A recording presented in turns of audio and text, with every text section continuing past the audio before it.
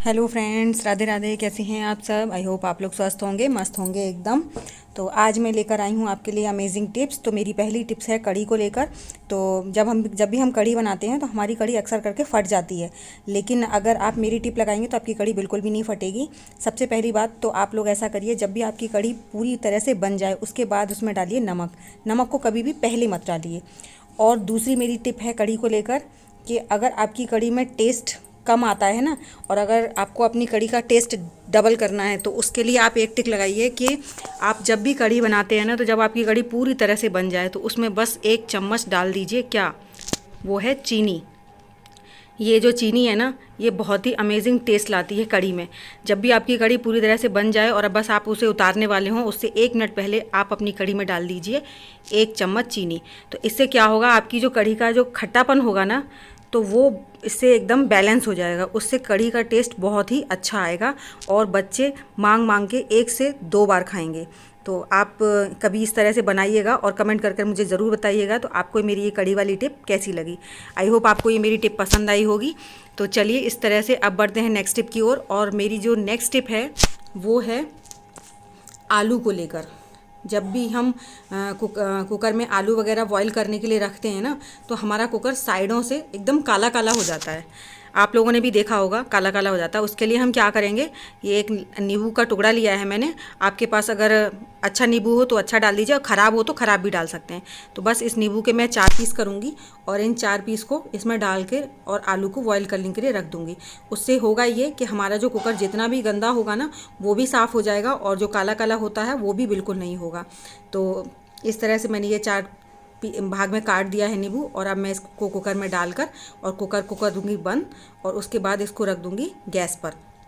तो आलू जब बॉईल हो जाएंगे तो आप देखिएगा कुकर का कलर बिल्कुल भी ख़राब नहीं होगा, जब और जो थोड़ी बहुत गंदगी होगी वो भी साफ़ हो जाएगी। तो आई होप आपको मेरी ये टिप पसंद आई होगी।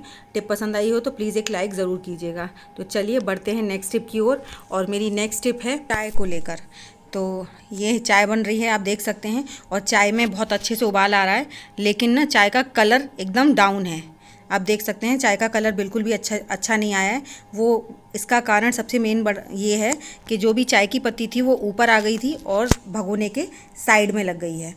तो चाय अगर आपकी ऊपर निकल रही है तो उसके लिए तो आप एक टिक लगाइए कि उसमें 1 चम्मच डाल दीजिए, जिससे कि चाय आपकी कितनी भी देर बॉयल होगी लेकिन वो बाहर नहीं निकलेगी।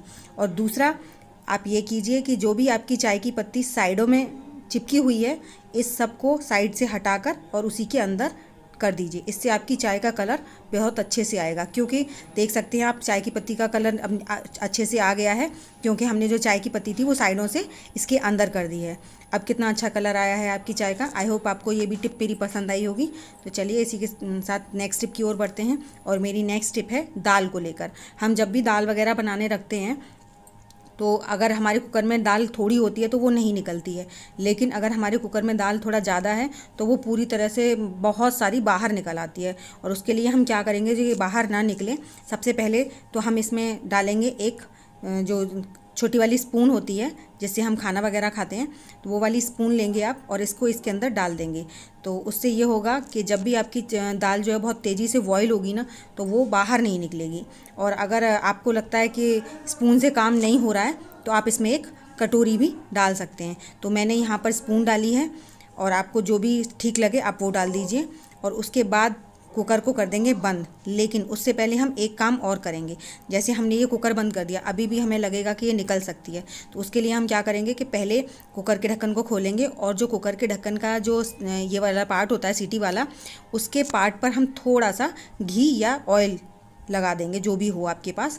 आप घी लगाना चाहें तो घी लगा सकते हैं, और अगर ऑयल लगाना चाहते हैं तो ऑयल लगा सकते हैं। उससे ये होगा कि हमारी जो दाल है ना, वो बिल्कुल भी बाहर नहीं निकलेगी और हमारा कुकर एकदम साफ़ सुथरा रहेगा।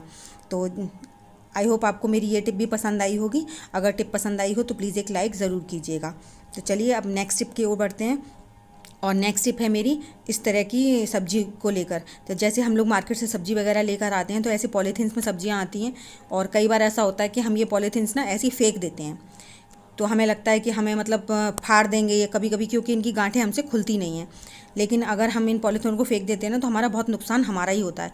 क्योंकि पहले तो बात तो हमें ऐसी पॉलीथीन फेंकनी नहीं चाहिए, और हमें ये पॉलीथीन्स ना चाहिए रहती हैं। कभी कुछ भी पैक करना होता है, या फिर हम लोग कुछ नहीं तो कचरा ही भर के फेंक देते हैं इसमें, तो हमें उसको ना ऐसे फाड़ना नहीं चाहिए, उसके खोलने की ट्रिक लगानी चाहिए। खोलने के लिए हम क्या करेंगे, एक साइड वाली जो नॉट होती है उसको हम राउंड राउंड घुमाएंगे। उससे ये होगा कि ये जो दूसरी साइड वाली है ये लूज़ हो जाएगी, और आप उसे इस तरीके से पीछे की साइड कीजिए, जिससे कि ये नॉट जो है वो बहुत आराम से खुल जाएगी। देखिए कितने आराम से खुल गई ना। एक साइड की हम पकड़ लेंगे और दूसरी साइड की हम उसको राउंड राउंड करके पतला कर लेंगे। मैं आपको दूसरे में करके दिखाती हूँ। ये देखिए ये भी इतनी टाइट से लगी हुई है, और इसके साथ भी यही करना है। सेम एक को पकड़ लीजिए आप और दूसरी वाली को इस तरह से घुमाइए। घूमने की वजह से ये बहुत ज़्यादा पतली हो जाएगी, और फिर आप इसे पीछे की तरफ पुश कर दीजिए। ऐसा करने से वो बहुत जल्दी खुल जाती है, और ये पॉलीथीन हमारे काम में आ जाती हैं, क्योंकि इन पॉलीथीनों का ना बहुत बड़ा यूज़ होता है। हम लोग बहुत सारे काम इन पॉलीथीनों से कर सकते हैं। हमें दिन में मतलब कई बार ऐसा होता है कि किसी न किसी चीज़ के लिए हमें पॉलीथीन्स वगैरह चाहिए रहती हैं, तो इन पॉलीथीन को यूज़ करना चाहिए, फेंकना ऐसे नहीं चाहिए। और खुला तो बिल्कुल भी नहीं फेंकना चाहिए, किसी न किसी तरीके से ऐसे फेंकना चाहिए जिससे कि जानवर वगैरह ना खाएं। तो उसके लिए हमने ये सारी पॉलीथीन ऐसे ही खोल लेंगे जितनी भी हैं, क्योंकि बहुत ही आसान टिक होती है। इससे हमें पॉलीथीन फाड़ने की भी ज़रूरत नहीं पड़ेगी, और हम सारी पॉलीथीनों को आसानी से निकाल लेंगे और उसका यूज़ कर पाएंगे। ये देख सकते हैं आप, मैंने सारी पॉलीथीन्स खोल दी हैं। तो आई होप आपको मेरी ये टिप पसंद आई होगी। अगर टिप पसंद आई हो तो प्लीज़ लाइक कीजिएगा, और चैनल पर न्यू है तो सब्सक्राइब ज़रूर कीजिएगा। तो चलिए इसी के साथ आज की वीडियो का करूँगी एंड, और मिलूँगी आपको नेक्स्ट वीडियो में। Bye bye.